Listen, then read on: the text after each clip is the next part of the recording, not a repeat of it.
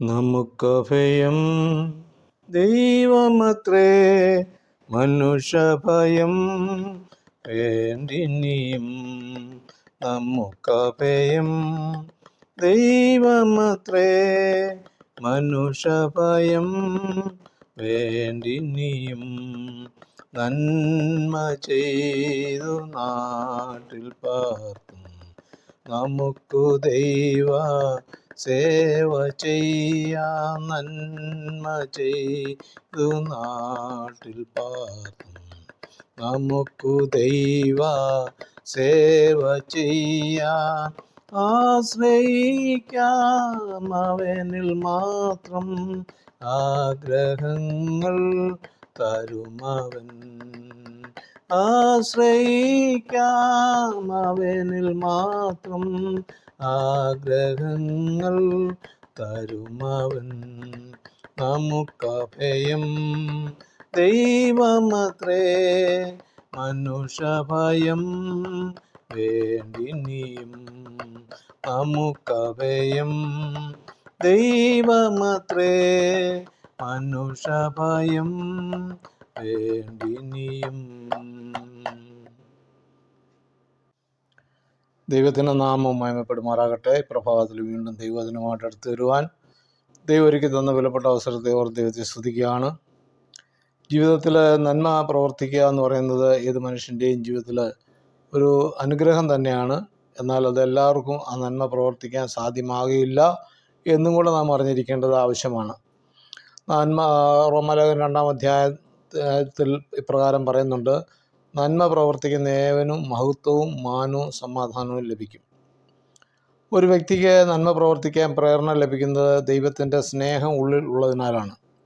അതായത് യേശുവിൻ്റെ മനസ്സലിവ് എങ്ങനെ നമ്മെ ഓരോരുത്തരെയും അവങ്കിലേക്ക് ആകർഷിച്ചുവോ അതുപോലെ നമ്മുടെ നന്മ പ്രവർത്തികൾ മൂലം മറ്റുള്ളവർക്കും നന്മയുടെ ഉറവിടമായ ക്രിസ്തുവിലേക്ക് വരുവാൻ സാധിക്കും.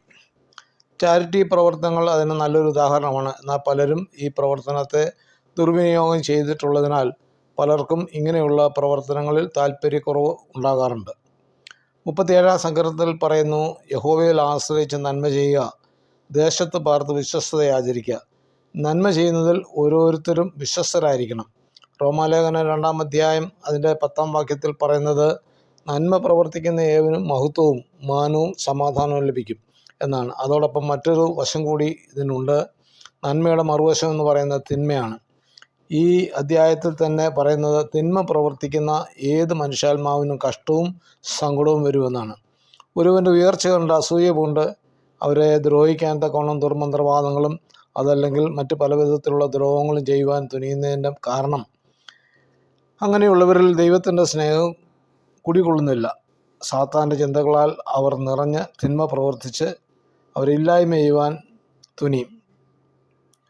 പക്ഷേ ഇങ്ങനെയുള്ളവർ ഓർത്തുകൊള്ളുക, മാറ്റമില്ലാത്ത ദൈവവചനം പറയുന്നത് തിന്മ പ്രവർത്തിക്കുന്ന ഏത് മനുഷ്യാത്മാവിനും കഷ്ടവും സങ്കടവും വരും. ഇത് ആരും നിസ്സാരമായി തള്ളിക്കളയരുത്. സഹോദരനെ പായിക്കുന്നവനെല്ലാം കൊലപാതകനാകുന്നുവെന്നും യാതൊരു കൊലപാതകനും നിത്യജീവനുള്ളിൽ വസിച്ചിരിപ്പില്ല എന്നുമാണ് ദൈവവചനം അനുശാസിക്കുന്നത്.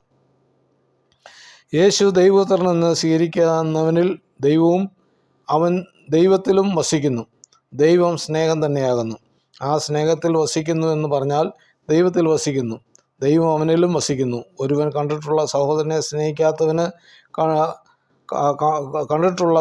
സ്നേഹിക്കാത്തവന് കണ്ടിട്ടില്ലാത്ത ദൈവത്തെ എങ്ങനെ സ്നേഹിപ്പാൻ കഴിയും? നീതി അല്ലാത്തത് ആര് പ്രവർത്തിക്കുന്നോ അത് ഒക്കെയും അനീതി തന്നെയാണ്. നന്മ എന്നത് ദൈവത്തിൻ്റെ മാത്രം അവകാശത്തിൽപ്പെട്ടതാണ്. ഒരുവൻ ദൈവത്തിൽ ആയിക്കഴിയുമ്പോൾ അതേ സ്വഭാവം നമ്മളിലും പകരപ്പെടും. അങ്ങനെ നമുക്ക് നന്മ ചെയ്യുവാനുള്ള പ്രേരണ ലഭിക്കും. ഈ കാലഘട്ടത്തിൽ നാം ചെയ്യുന്ന നന്മകൾ അതിന് യോഗ്യന്മാരായിരിക്കുന്നവർക്കാണോ ചെയ്യുന്നത് എന്ന് തിരിച്ച് ചിന്തിക്കേണ്ടിയിരിക്കുന്നു. ജ്ഞാനിയായ ശലോമോൻ തൻ്റെ സദൃശവാക്യങ്ങളിൽ പറഞ്ഞിരിക്കുന്നത് നന്മ ചെയ്യുവാൻ നിനക്ക് പ്രാപ്തിയുള്ളപ്പോൾ അതിന് യോഗ്യന്മാരായവർക്ക് ചെയ്യാതെ ഇരിക്കരുതെന്നാണ്. സദൃശവാക്യം 3:27 അങ്ങനെയാണ് രേഖപ്പെടുത്തിയിരിക്കുന്നത്. ഈ കാലങ്ങളിൽ അനേകരും നന്മയാണ് ചെയ്യുന്നതെന്നുള്ള ധാരണയിൽ പേരിനും പ്രശസ്തിക്കും വേണ്ടി പലതും ചെയ്യുകയും അത് വിവിധ മാധ്യമങ്ങളിൽ കൂടി പുറം ലോകത്തെ അറിയിക്കുകയും ചെയ്യാറുണ്ട്. ആവശ്യബോധത്തോടിരിക്കുന്നവർക്ക് എന്തെങ്കിലും നന്മകൾ ചെയ്തിട്ട് ബാക്കി മുഴുവനും ലോകം അറിയത്തക്ക രീതിയിൽ അങ്ങനെയുള്ളവർക്ക് കൊടുക്കും. ദൈവവേലയ്ക്ക് എന്ന് പറഞ്ഞ് സ്വരൂപിച്ചു കൂട്ടുന്ന സമ്പത്തുകൾ നിഴൽ പോലെ മാറിപ്പോകുമെന്ന് അറിയാതെ ഇരിക്കരുത്. ദേശത്ത് നന്മ ചെയ്യുവാൻ എല്ലാവരെയും കുറിച്ചും ദൈവം ആഗ്രഹിക്കുന്നു. അർഹിക്കുന്നവർക്ക് ലഭിക്കുന്ന നന്മകൾ വകമാറ്റി മറ്റു കാര്യങ്ങൾക്ക് വിനിയോഗിക്കരുത്. യേശു പറഞ്ഞതുപോലെ കൈസർക്കുള്ളത് കൈസർക്കും ദൈവത്തിനുള്ളത് ദൈവത്തിനും എന്ന് പറയും പോലെ അതിന് യോഗ്യരായവർക്ക് നൽകിയാൽ റോമാലേഖനത്തിൽ പറയുന്ന പോലെ നന്മ പ്രവർത്തിക്കുന്ന ഏവനും മഹത്വവും മാനവും സമാധാനവും ലഭിക്കും. തിന്മ പ്രവർത്തിക്കുന്നവർക്ക് കഷ്ടവും സങ്കടവും ആയിരിക്കും ഫലം. ആകയാൽ ദൈവത്തിൻ്റെ സ്നേഹത്തിൽ വസിക്കുന്നവർ യഹോവയിൽ ആശ്രയിച്ച് നന്മ ചെയ്യുക, ദേശത്ത് വാർത്ത് വിശ്വസ്തയാചരിക്കുക. അതിനായി ദൈവം ഏവരെയും സഹായിക്കട്ടെ. തിരുവചന ഭാഗം തുടർന്ന് ലഭിക്കുവാൻ ഈ വീഡിയോ ലൈക്ക് ചെയ്യുക, ഷെയർ ചെയ്യുക, സബ്സ്ക്രൈബ് ചെയ്ത് സപ്പോർട്ട് ചെയ്യുക. അടുത്ത വീഡിയോയുമായി നമുക്ക് വീണ്ടും കാണാം.